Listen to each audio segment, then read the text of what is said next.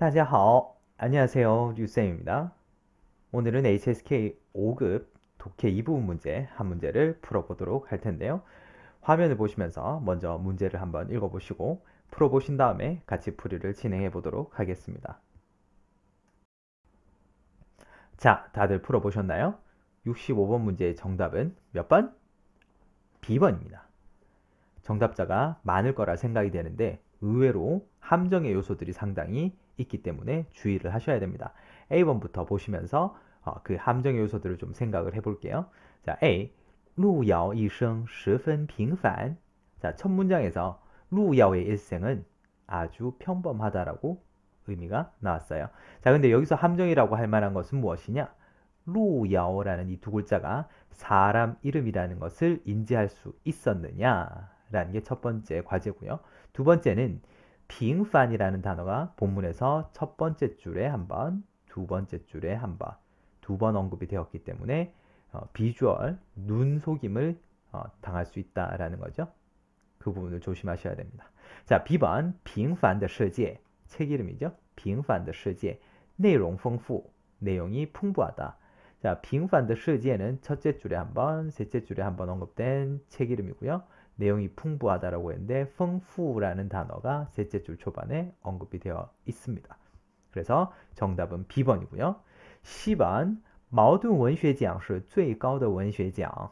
이라고 했습니다. 모순문학상은 최고의 문학상이다 라고 했는데요.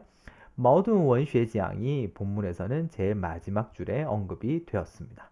하지만 문학상인 건 맞는데 最高 최고의 문학상이라고 하지는 않았습니다. 물론 실제로 정말 최고의 문학상일 수도 있어요. 하지만 그건 우리가 알 수 없는 정보죠. 옳은 얘기라 하더라도 지문에서 언급되지 않은 것은 답이 될 수가 없습니다. 자, 그 다음 D번 보기요. 爱情是平凡的世界唯一主题. 사랑은, 爱情, 사랑은 본문에서 둘째 줄에 분명히 언급된 단어입니다. 平凡的世界의 주제다. 근데 여기서 우리가 신경 써야 되는 건 바로 이 단어, 唯一, 유일하다라는 뜻이죠. 그래서 유일한 주제다라고 했습니다. 근데 본문을 둘째 줄에서 셋째 줄을 읽어보시면 내용이 풍부하기 때문에 주제가 하나가 아니죠. 여러 가지에 대해서 얘기를 하고 있습니다. 자, 그러면 여기에서 C번 보기와 D번 보기를 보면서 저희가 하나 정리해 볼 만한 내용은요. 본문에서 이렇게 맥시멈을 때리는 단어, 最高, 이 最를 붙이는 단어 의심해 봐야 됩니다. 높은, 가장 높은, 가장 많은 最가 들어왔을 경우에는 답이 아닌 경우가 상당히 많이 보게 됩니다. 그 다음 D번에도唯一 유일하다. 이건 미니멈이죠. 예를 들면 뭐 只나 只有 같은 단지 다만의 의미를 나타내는 범위를 최소화하는 이런 부사 수식어들이 있는 문장들은 또 답이 아닐 가능성이 높습니다. 그래서 저 같은 경우는 A, B, C, D 보기를 파악하다가 이런 最高, 그 다음 唯一 이런 단어들이 등장했을 경우에 답이 아닐 수도 있겠다라는 생각을 먼저 하고 들어갑니다. 그래서 이 부분을 반드시 입증을 해줘야 된다는 거죠. 나머지 보기에 똑같은 내용들이 있다고 해서 섣불리 CD 같은 문장들을 답으로 선택해서는 안 된다는 거죠. 자, 그러면 보기 파악을 했으니까요. 저희 그 다음에는 본문으로 들어가 보도록 하겠습니다. 첫 번째 문장입니다. 平凡的世界是中国作家路遥创作的一部长篇小说. 자, 특별할 거 없는 문장처럼 보이는데 저희가 확인해야 될 거는 수동사가 등장을 하면서 그 뒤에 구조조사 더를 확인하시는 겁니다.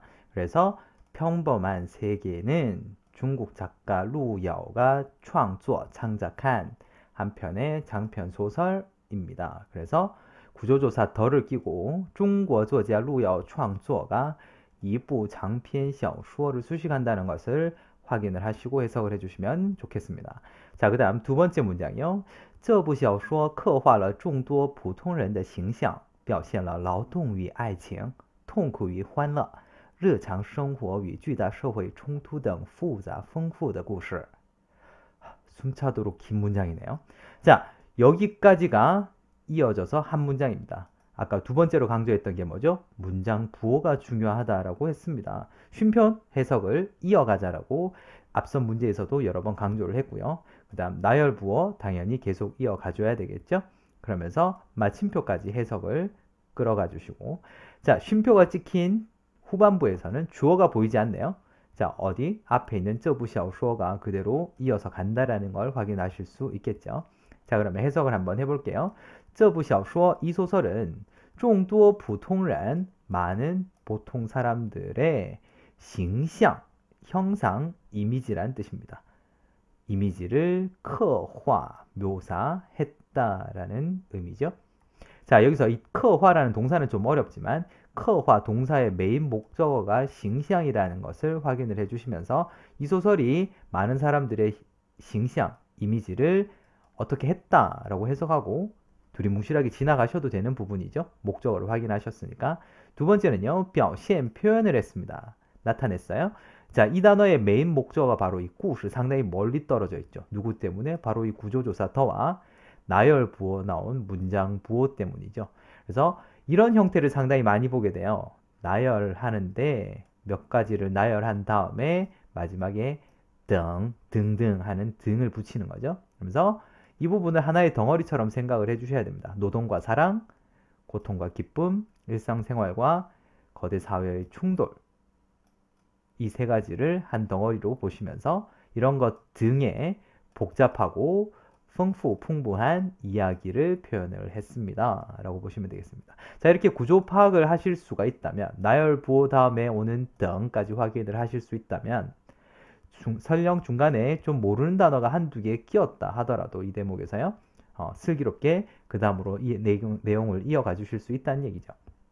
그래서 문장 부호와 구조조사 더의 중요성을 여실히 보여주는 문장이었습니다. 다시 한번 꼭 연달아서 이어서 해석하려고 들어야 되겠습니다. 반복 학습이 상당히 중요하다고 했어요. 여러 번 읽어보시면서 이 구조와 길을 눈에 익혀두시고 반드시 다음으로 넘어가셔야 되겠습니다. 마지막 문장입니다. 1993年平凡的世界获中国第三届茅盾文学奖 1993년에 平凡的世界는 중국의 제3회 모순문학상을 받았다라고 되어 있습니다. 자, 여기서 중요한 거는 이 지혜라는 양사입니다. 第三届. 지혜는 보통 회차를 세는 양사로서요. 독해 일부분에서 간혹 양사를 묻기도 하거든요. 그래서 양사는 반드시 꼭 체크를 하고 넘어가셔야 되고 5급 독해에서 진짜 자주 등장하는 양사입니다. 자, 그렇게 해석이 마무리됐습니다. 중요한 포인트가 뭐라고 했죠? 다시 한번 떠올려 보시면 구조조사 더, 그 다음에 문장 부호 확인하기였습니다. 꼭 염두를 해두시고 독해를 할 때마다 이 아이들을 꼭 확인하는 습관을 들이시는 게 좋습니다. 구조조사 더, 그 다음에 문장 부호, 이 두 가지를 잊지 마시고 꼭 익혀주시면 감사하겠습니다. 오늘 수업은 여기까지 할 거고요. 수업이 유익했다 생각하시면 구독과 좋아요 꼭 눌러주시길 바랍니다. 감사합니다. 再见.